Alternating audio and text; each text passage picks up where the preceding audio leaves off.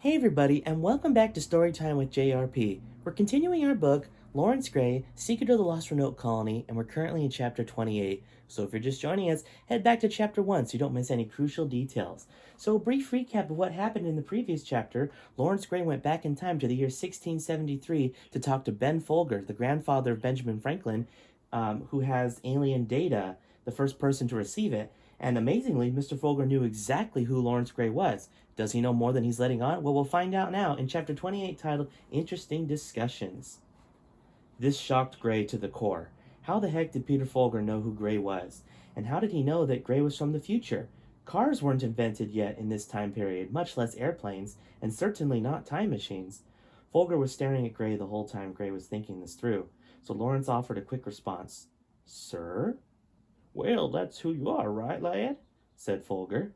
Grey, 35, was a bit tiffed at being called lad, but compared to the old age of Folger, which Grey guessed to be around 70, Grey was certainly much younger. Yes, sir, that's me, but how did... Folger chuckled. Come, let's talk about this over a hot cup of porridge. Once again, Jack Larrabee and Grey's son, Jason, were in a room together with little hope of escape. Because Jason was able to pick the simple lock that kept them locked up the first time, the SWAT and the FBI turned them over to the NSA division of Area 51.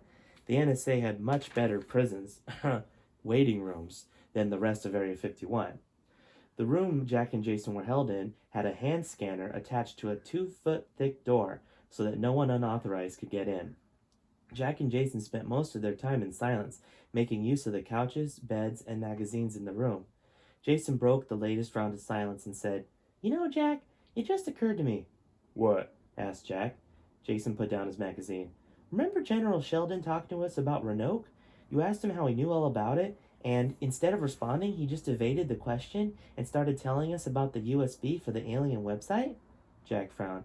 Yeah, I think that is strange, isn't it? The nerve of that guy.